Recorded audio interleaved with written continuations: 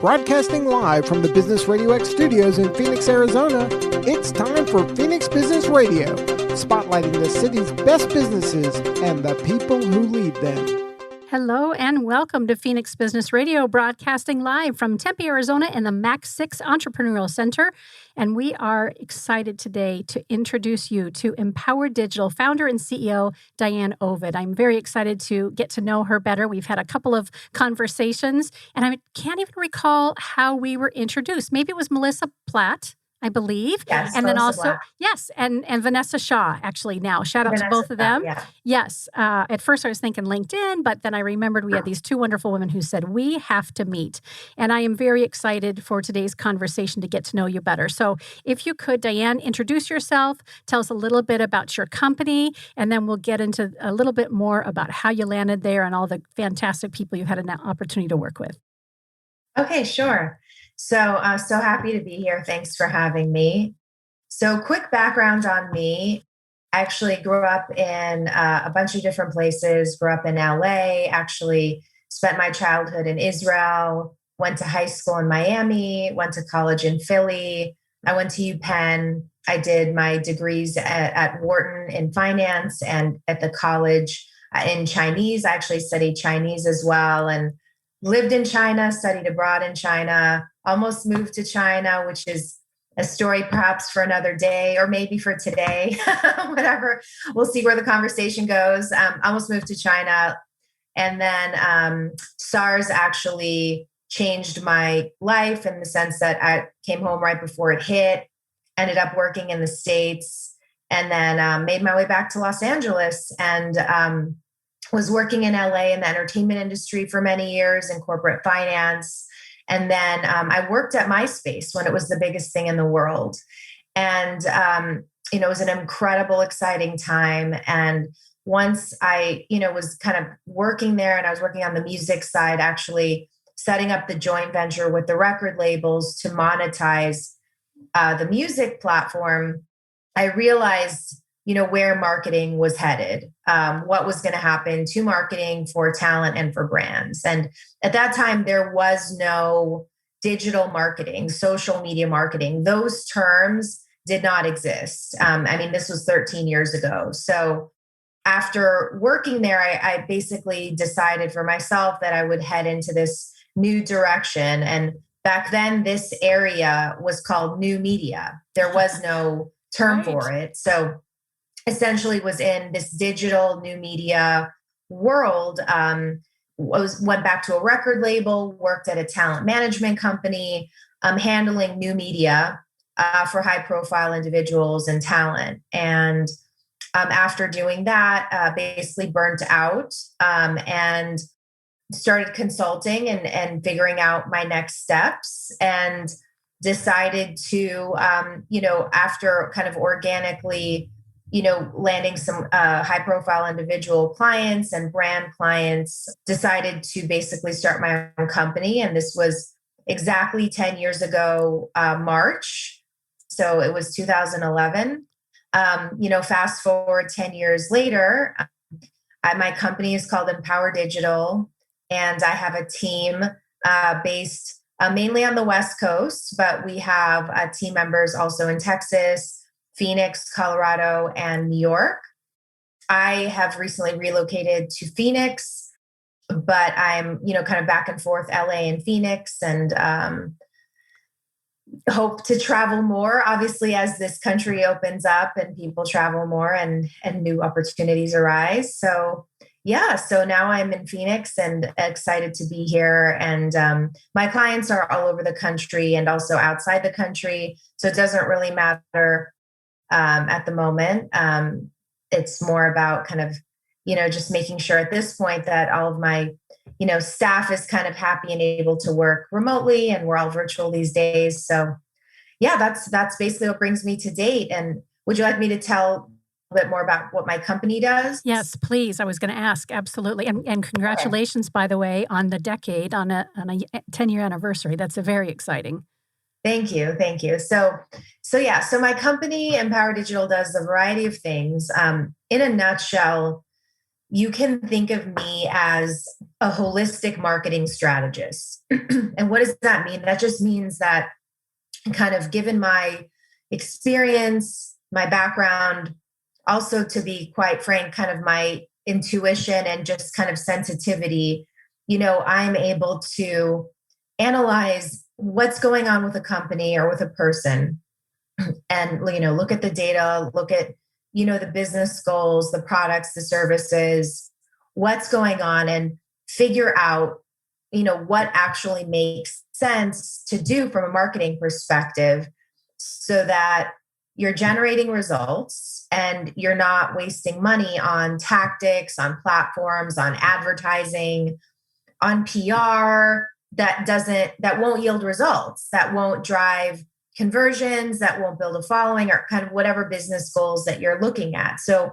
a lot of people and companies, they don't really understand kind of how marketing tactics work and which ones make sense. And the thing is, it's very specific to the business and the audience or the individual. And so there isn't a cookie cutter approach for marketing.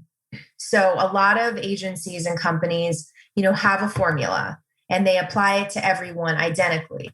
And I don't work that way. So I, look at the company or the individual, their business goals, their target audience, their message, et cetera, and come back to them and say, hey, this is what I recommend for you to focus on so that you actually get to where you want to be. So, that said, we do a lot of different things, but we tailor our work to what, makes sense for the client. So, we do everything from branding and graphic design and video editing and, helping with that initial messaging and imaging for a company, or a person, if that's needed.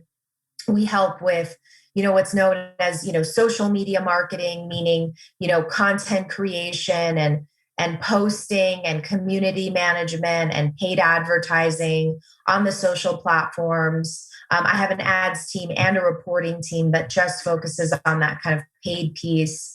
And then we do photo shoots, we do video shoots for that content creation piece. We also do influencer outreach for brands who are looking to connect with specific influencers or high profile individual talent outreach in specific areas. And then we do traditional PR, meaning media relations, media outreach, press placements, in the past, trade shows, events as well. Not currently. We'll see how things kind of evolve in the next year as far as events go. We did do some events last year, but very small events with some clients. So we'll see how that evolves. And so I mean, in general, sort of, I guess, grouped into a few different buckets: branding, social media, digital marketing, influencer talent outreach, and PR.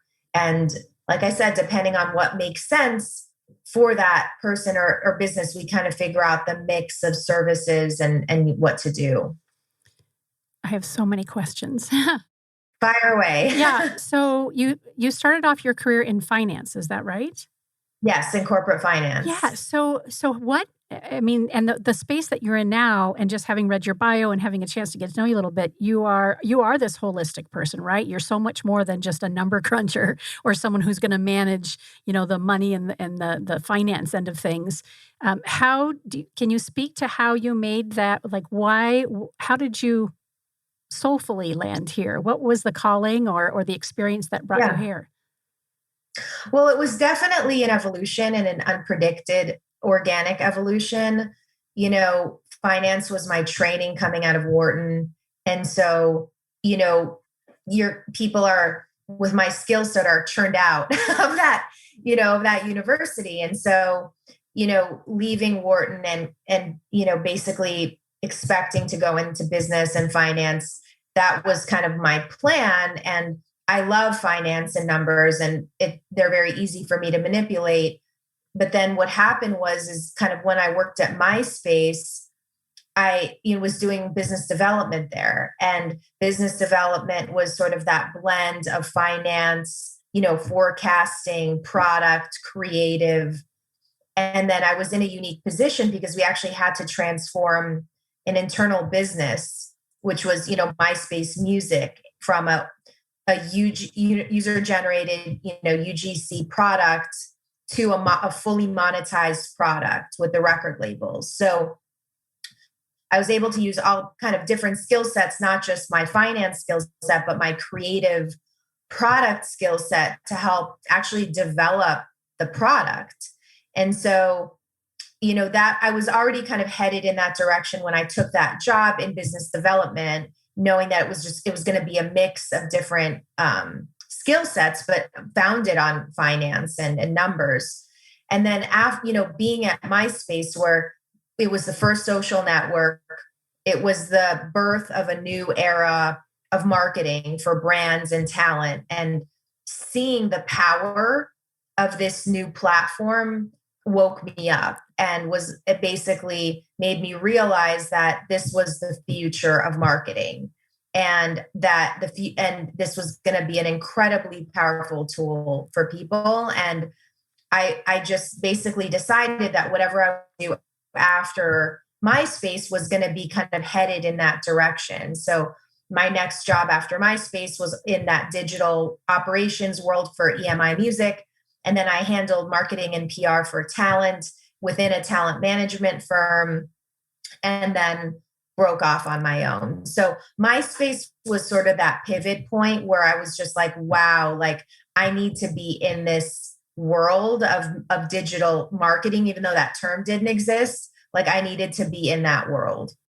It's been a fascinating journey, I think, for all of us with this digital marketing, whether we're, in the space that you are and you're kind of leading the pack and kind of, shaping the industry, or those of us who have had to come along because we need to be out there.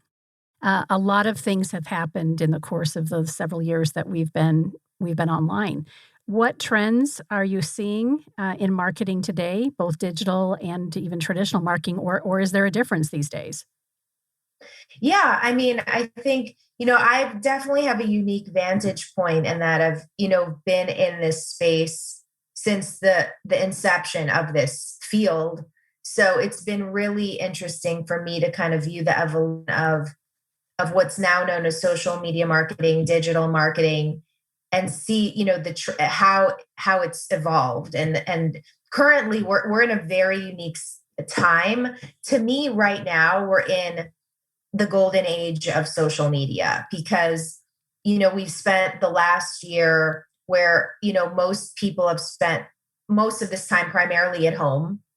And so people are looking for that connection to other people and projects and products and services online. So the traffic and the engagement has been incredible as far as the growth and on social media, and being able to capture the eyeballs has been easier because everybody is already tuned in to these platforms because they're at home, they're on their phone or they're on their computer, and people are running out of content to consume.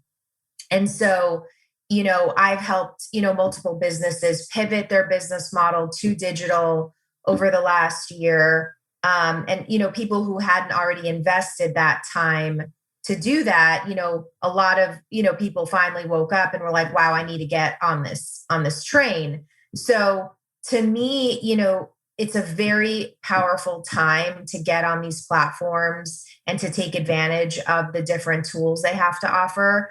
As far as the trends that are basically big right now, I would say, and this trend has been around for years already, but obviously video and live video exploded during the pandemic. And, at any given moment, people, you could go on Instagram and see so many people going live and broadcasting live, whether they were talent or businesses.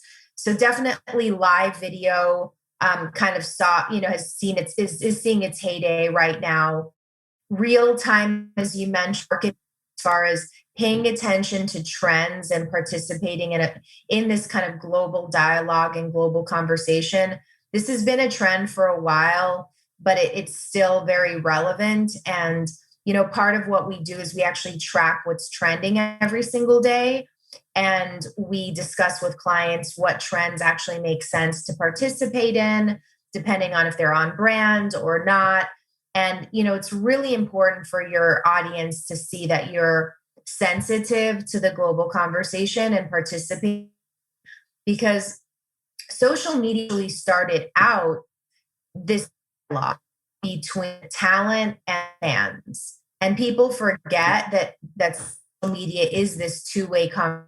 It's not just about putting out this kind of 24/7 dialogue that having with your audience. And so it's really important to pay attention to what's trending and participate if it makes sense for you.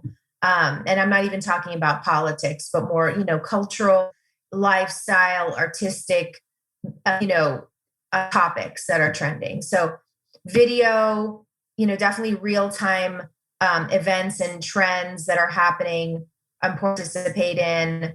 We're also in a time where there's a much faster fragmentation happening with the platforms themselves. So there are new platforms that have emerged over the last year, including TikTok, Telegram, Clubhouse, so that there's, new platforms emerging very quickly that are important for different audience segments. So it's important to kind of pay attention to them. They're still in the kind of early days, Wild West days, as I like to kind of call them. So learning about those platforms and paying attention to see like if your audience could potentially be on those platforms, and then starting to experiment with content and programming. My overall philosophy has always been like, you need to be where the audience is. Where so your if that audience means, is, yeah. And your audience may be on 6 different or 7 different platforms.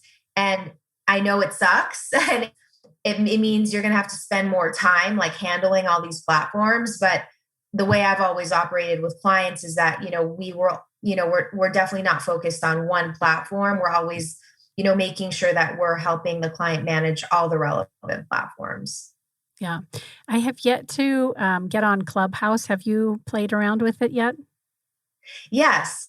I've been on Clubhouse for a few months and have been participating in conversations and, I've been doing some talks about marketing and branding for a few different groups and clubs on there and just joining in on conversations. So Clubhouse has definitely been really fun. It's definitely unique in that it's obviously audio only, and it's the only non-visual platform that exists right now. So everything else is very visual, and the image and the aesthetic is so important as far as the strategy goes and the content goes when, we're working on the other platforms. But this is the first platform that's auditory only. So it's very cool because you can get into really nuanced conversations about different topics that are not sound bites, that are not photos, and really get to know people and their opinions and learn about people and learn about things in a deep way. And the engagement has actually been off the charts on Clubhouse. Like people are spending, 4+ hours at a time. That's what I hear. Yeah. And in one session. And so that's just unheard of from a marketing perspective, getting a user to spend, hours at a time on a platform. So I'm excited to see kind of where it goes. I've had several invitations, and I'm having a hard enough time, to your point earlier, just managing all the social media. I mean, fortunately, I have a team doing it for me, but even still, just staying on top of that. So the idea of adding one more is like, oh my goodness, I don't know if I can add one more. And yet, audio is my thing. You and I were joking about that, or really talking about how sometimes it's refreshing just to have an old-fashioned phone call, to not have to worry about the video and how you look and all that, and just focus on the conversation. So Clubhouse does just that. And if I'm not mistaken, nothing's recorded unless you're recording it yourself, right? The whole idea is that it's in that moment conversation, then it goes away. So yeah, you're not allowed to record anything on the platform. Okay. It's against the terms of service. The conversations that are happening live, And once they're over, they're over. There's no saved conversations. What is interesting is that Clubhouse itself is storing the recordings of the conversations. So that is, from a privacy perspective, people are very concerned with that. So they are recording the conversations internally and saving them. They're saying that they have them saved in case there's some kind of complaint or report, and then, then they get deleted apparently. So obviously that is a bit vague, and people are concerned about, obviously all of this data and recording being stored and who has access to that. So, but as far as the public does not have access, and you're not allowed to record. And if you try to record, like screen record on your phone, it actually comes up as a warning, like that you're not allowed to record. So given COVID and the fact that we are spending more time in our home offices and not networking like we used to, what a perfect thing, this Clubhouse, to Completely perfect. Yeah, to be in person with people. And for people like you and I who deeply want to get to know somebody, that opportunity is there. Our conversation, it makes me want to give it a try more than I had wanted to previously. And I'm curious then, and I haven't been watching or looking, but I'm curious with folks like you who will, again, have always been on the edge and the forefront of digital marketing, how you're going to be guiding clients to participate in Clubhouse, because the visual effects aren't there and the video isn't there. It's literally, you're hearing my voice, you're listening to my words, we're connecting at whatever level we need to connect at. So it'll be fascinating to see, how folks begin to guide us as entrepreneurs and leaders in that direction. I appreciate that. Yeah, it's definitely powerful for individuals, for public figures, and here's the thing is, like, you actually need to go on there yourself and speak and listen and participate in the conversation. So you can't really have someone else doing it on your behalf. Right. You can have, there are moderators in these clubs. So you definitely want to have moderators helping you guide the conversations and move people up to the stage and kind of organize the rooms and schedule the rooms. So there is some kind of admin, logistical, strategic work in kind of setting up a talk. You can set up as well. So there are some things that can be done, but as far as like the actual work and speaking and participating has to be done by you. Yeah. That's what makes it so powerful, is because you can have, this dialogue with people, high profile people, regular people, on there. Everybody in between. Yeah, everyone in between, exactly. Speaking of high profile people, given that you were in the music industry for so long, you had the pleasure of working with some phenomenal artists. And you still have clients that are artists today. What in your life, and you moved around a lot as a young child and a woman.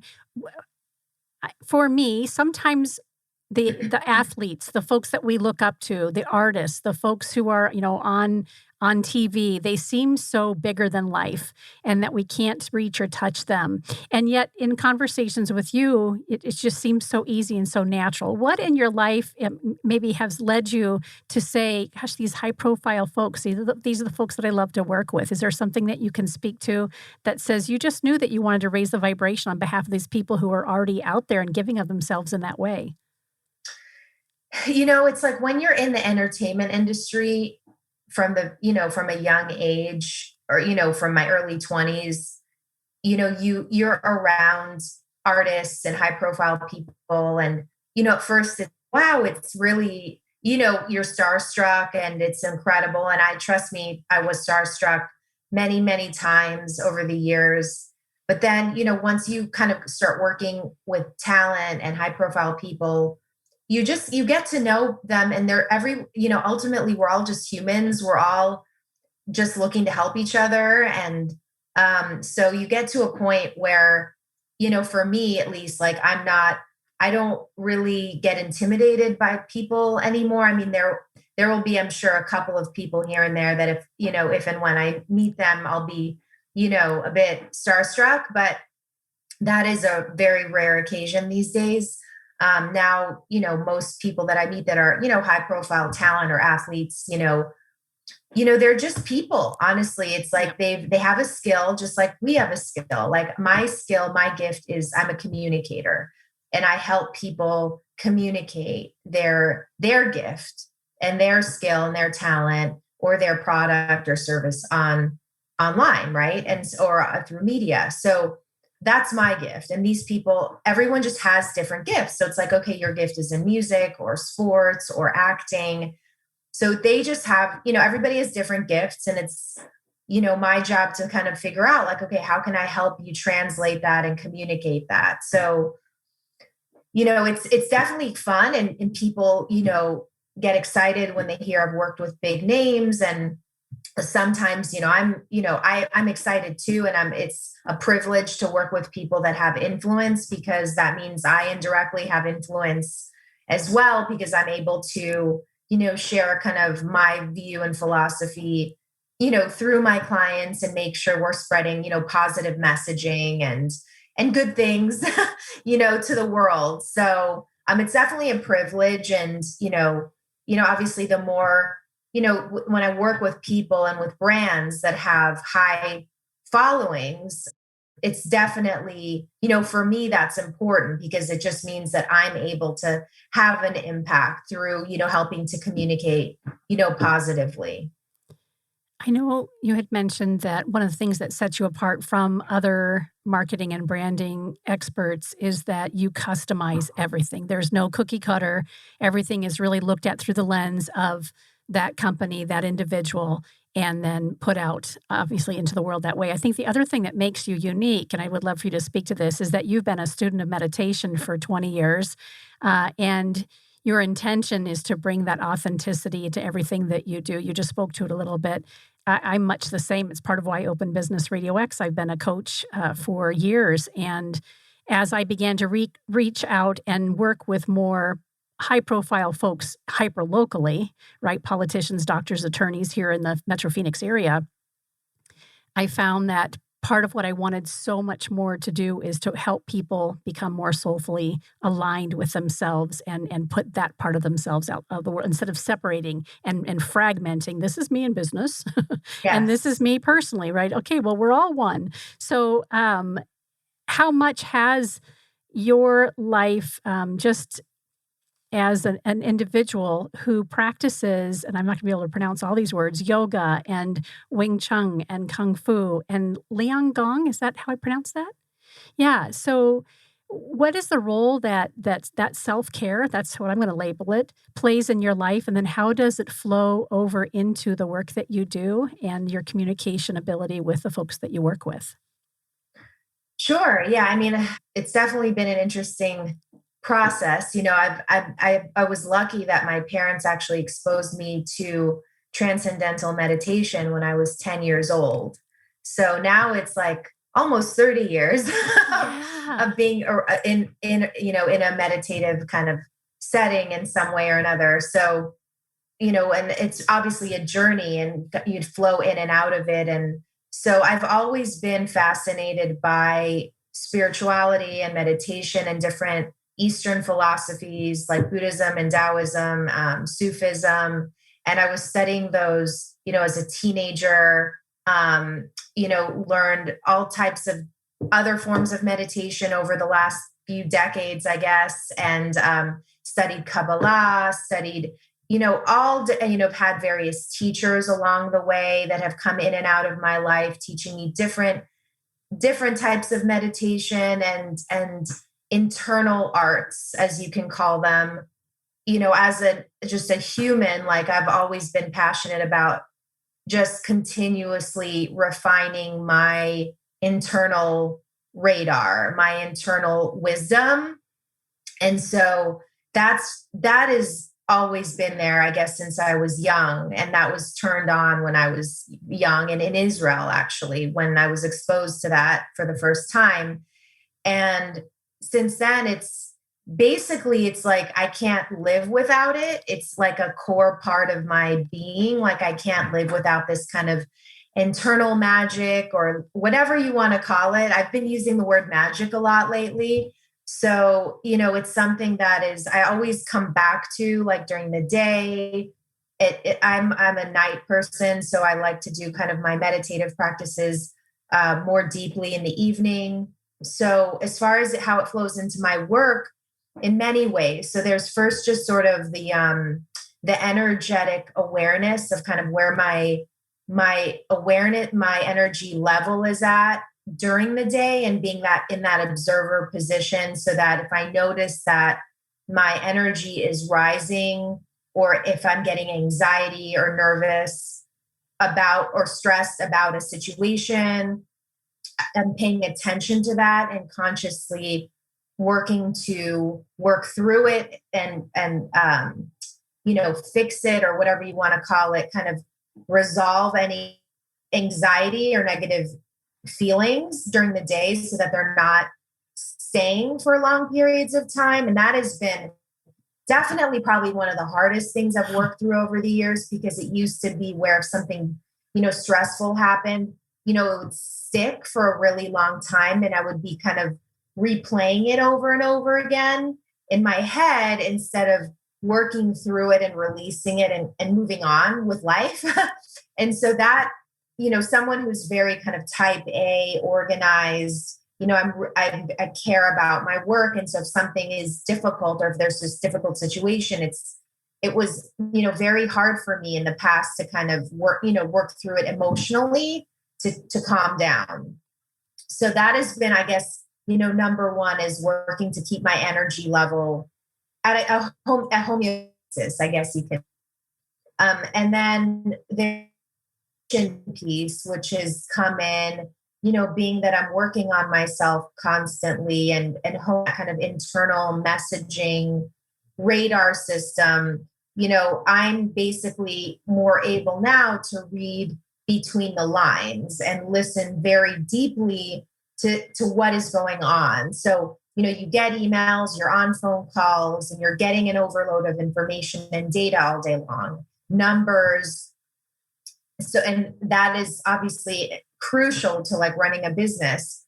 But then at the same time, there's an invisible layer of information that if you listen deep enough, you're able to tap into. And so I'm getting those sort of invisible, intuitive messages, or whatever you want to call them, where I, feel things and hear things that are also additional, creatively ideas and things like that I'm able to communicate to the clients so that they're successful. So, that kind of intuitive ability to be able to see ideas and things that should be done that are not physical, but, rather they're just sort of in the ether. I'm able to kind of pull on those and use that for my clients' benefit. Fantastic. That is the work that I do with clients outside of Business RadioX, helping them become more grounded so they can move from success to significance and find and trust that intuitive nature. A lot of times folks haven't grown up with, the Right. benefit of knowing how to go inside for that. So I love hearing that that's just been part of your fiber from a very young age. My now 26-year-old, when he was 16, I think, he came to me and said, we were kind of he was looking for something, just because he was lost. And I said, whatever you want to go experience. And he came to me and said, how about this? And, he introduced me to transcendental meditation and it went through, I have not experienced it, but that's his go-to and has Right. been for years. Just phenomenal work.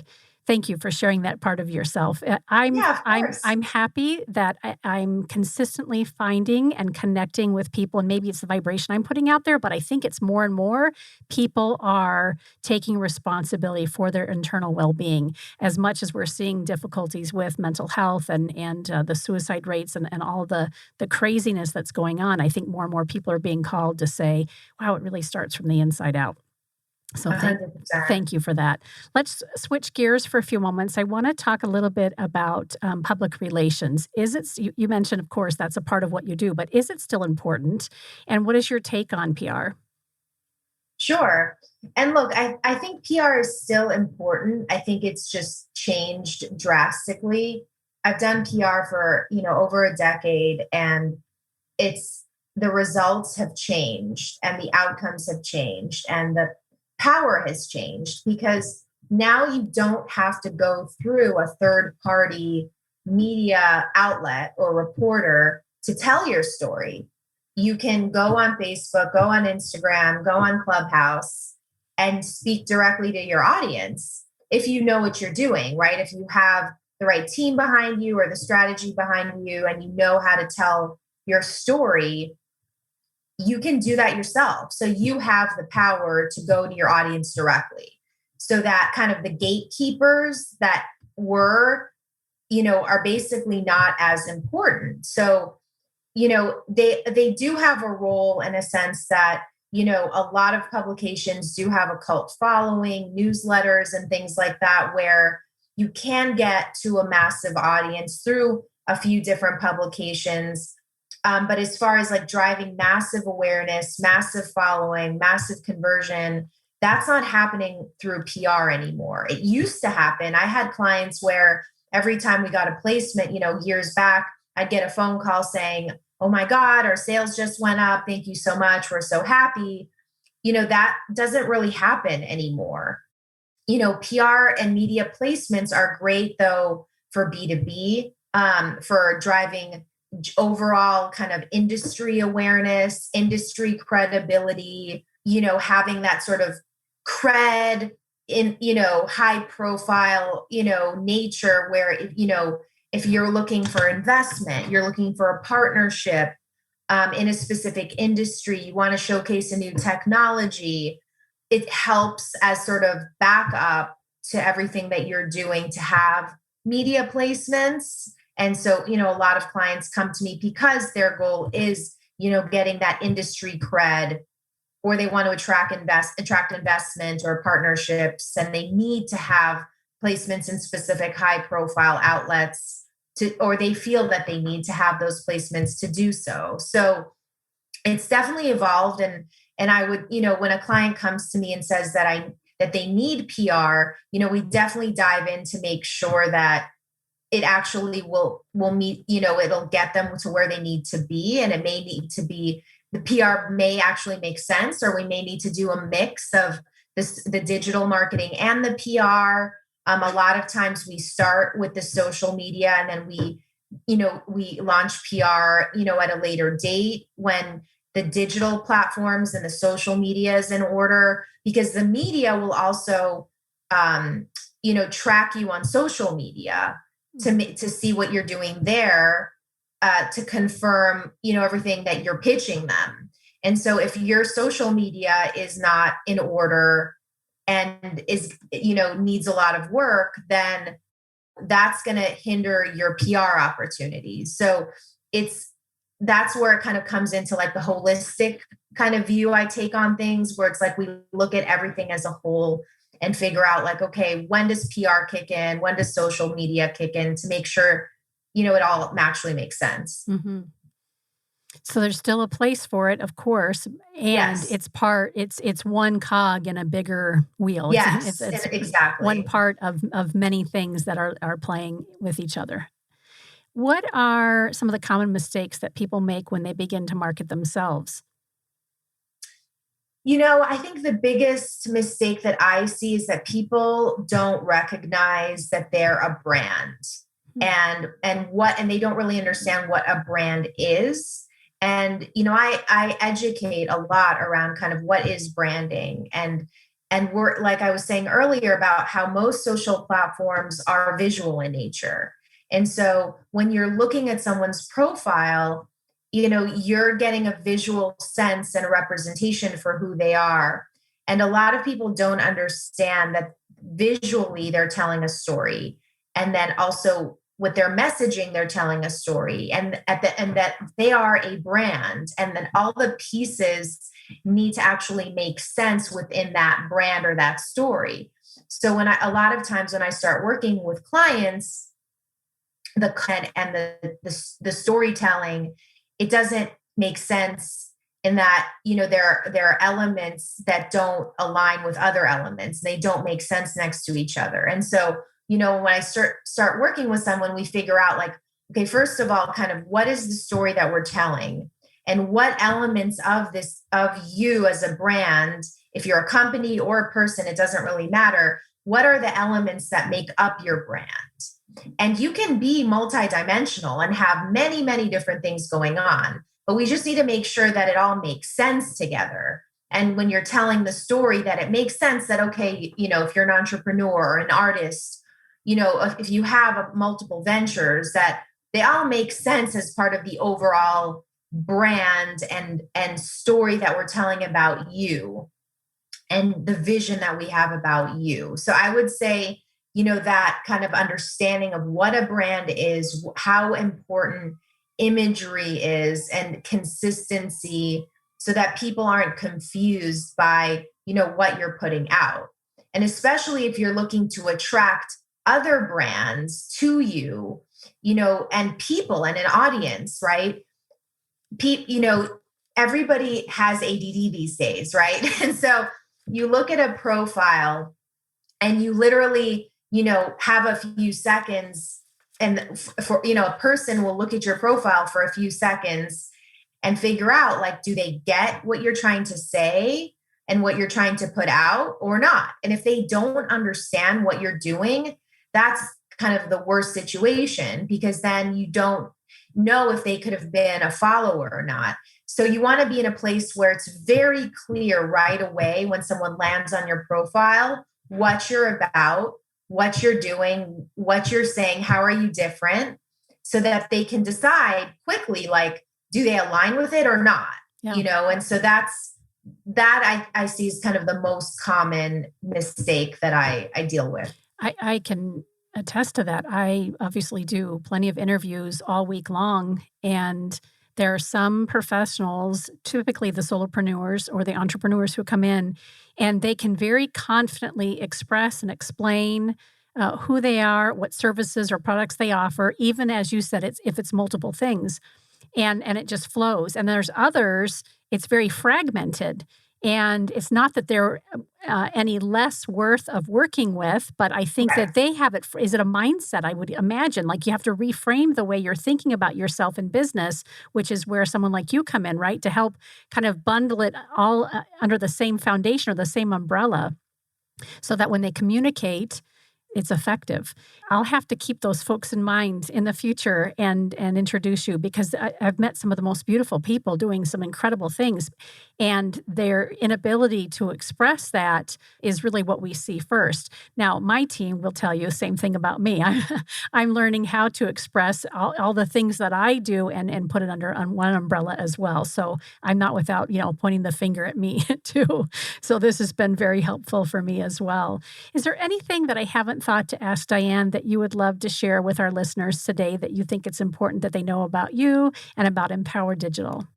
I think I would just say that I'm really grateful to be able to, help people communicate their passions and their projects. And, if anyone, needs advice or, that area having difficulty understanding the digital space and just, wants to have a conversation about their business, helping kind of, like you said, name kind of what is happening and, to people understand what they're doing to obviously monetize, right? Because the goal of all of this is monetization. And my job is to recession proof companies and individuals so that their businesses are running on their platforms no matter what is happening. So I would say, if anyone is having those challenges, doesn't know how to, operate properly digitally and wants to learn more about, having that consistent revenue stream, definitely, feel free to reach out to me. I'm sure you'll be providing people with my links and contact information. I feel like I'm in a unique place to help people. And kind of, I've had this vantage point since I've been in this business, in this marketing space, this digital marketing space from the very beginning. So I'm just happy, I'm excited and happy and grateful that I help people with this type of work every day. And yeah, that's about it. Happy to help others. And you clearly love what you do. That makes a I big do. difference too. And it's, at this point, it's like in my blood since I've been doing it for, I've been in this digital world for 13 years. So it's like, and day in, day out. And it's not something that you just put away at 5 o'clock or, it's something that like I'm completely obsessed with and, at all hours. Yeah. And, my job is to study all these platforms every day. So I know what's happening, what the latest and greatest tips and tricks are. So it's something where it's like, I'm in these forums like all day, every day. So it's like in me. So that I think also helps with me kind of with my intuition and not just be me like studying these platforms, but because I'm so like enmeshed in them, like getting these ideas for my clients comes, it's very second nature to me, basically, to do this work. Well, your clients are very fortunate to work with you. And I would be remiss if I did not give a shout out to your assistant, Emily, who, when Melissa had introduced us, it took me a little while to get back to you. And I typically say to people, that's one of my downfalls is not being able to stay on top of everything. I need an Emily in my life. You do.